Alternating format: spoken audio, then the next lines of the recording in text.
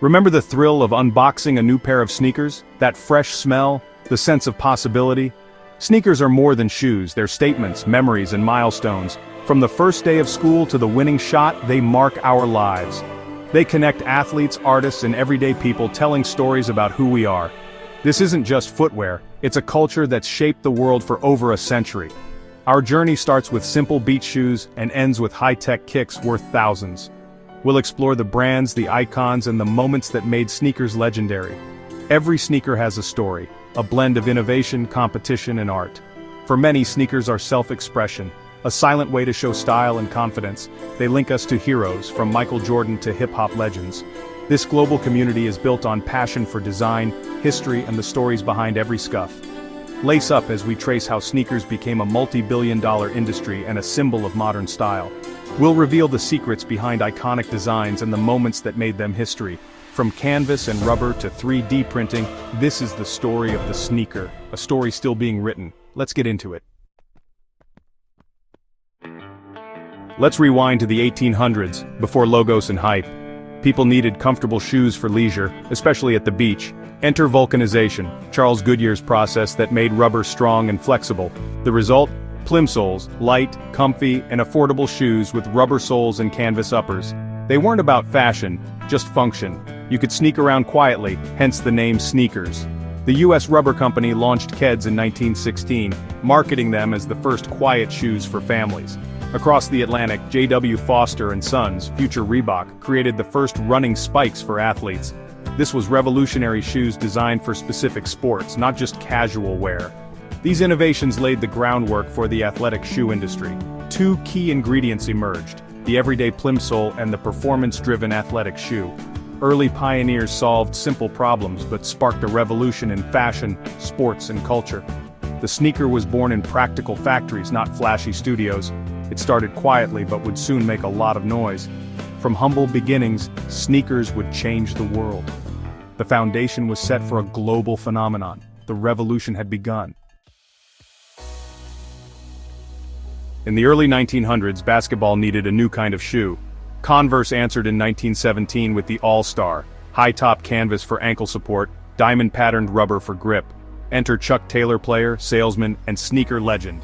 He improved the design, promoted it nationwide, and in 1932, his signature was added to the iconic patch. The Chuck Taylor All-Star became basketball's official shoe, worn by teams everywhere. But it didn't stop there. Its simple, classic style made it a staple off the court too. After Woody II, it symbolized casual American cool, embraced by kids and teens. The All-Star was one of the first sports shoes to become a fashion statement. It proved sneakers could be both functional and stylish.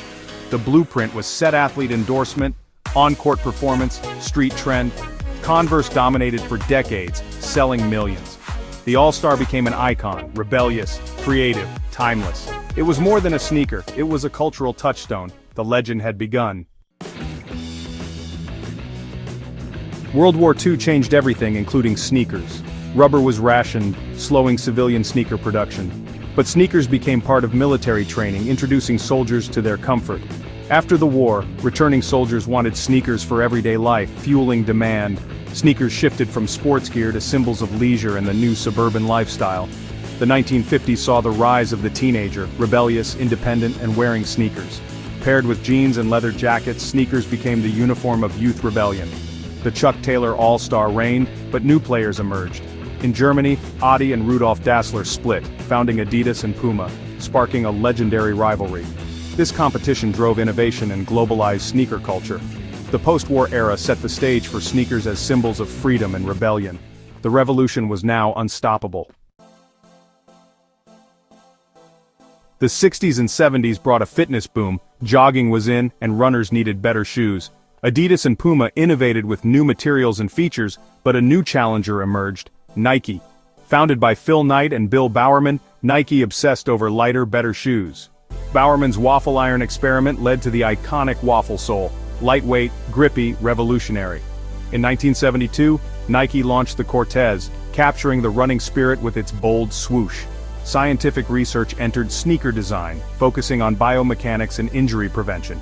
Materials shifted from canvas to nylon and suede. The rivalry between Nike and Adidas sparked a tech arms race.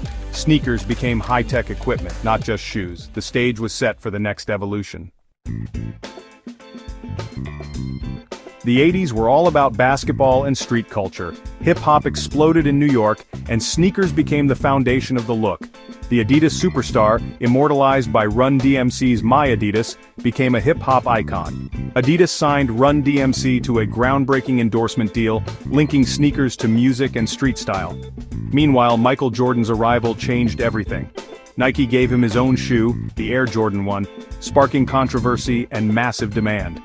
The Air Jordan line created the sneakerhead collectors obsessed with rare kicks. Sneakers became status symbols and cultural artifacts. The connection between sports, music, and fashion was cemented. The game had changed forever. Sneakers were now objects of desire. The 90s brought a tech explosion. Brands raced to outdo each other with wild designs. Nike's Air Max line with visible air bubbles became iconic. Reebok's Pump let you customize fit with a squeeze, making waves in basketball. Puma's Suede found new life in skate and hip-hop scenes. Skateboarding culture influenced sneaker design. Chunky, padded shoes matched baggy jeans. Brands like DC, Etnies, and Vans rose in popularity. Sneaker collecting became serious, fueled by the internet and limited releases. Japanese exclusives and online forums made sneakers global collectibles. Sneakers were now rare, coveted, and central to youth culture. The era was bold, experimental, and unforgettable. The 2010s ushered in the era of hype. Scarcity, story, and celebrity drove demand. Social media made every drop a global event. Lines and online battles became the norm. Collaborations exploded. Adidas x Kanye West's Yeezy line and Nike x Off-White by Virgil Abloh set new standards. The resale market boomed. Platforms like StockX and GOAT turned sneakers into investments. For some, it was about profit, not passion. Hype brought creativity and energy, but also frustration for everyday fans. Raffles, bots, and exclusivity made sneakers luxury items. The sneaker was now a cultural and economic powerhouse. What's next for sneakers? The future is sustainable, personal, and high-tech. Brands are using recycled materials and plant-based leathers, aiming for zero waste. 3D printing allows for custom midsoles and personalized fits. Smart sneakers with sensors and AI-driven designs are on the horizon. AI could revolutionize releases, making them fairer and more creative. The next wave collaborations between brands and consumers, design your own colorway, choose your materials. Sneakers will reflect not just style but values and innovation. Despite all the tech, connection and storytelling remain at the heart of sneaker culture. The journey continues, and we're all part of it. The future of sneakers is just getting started.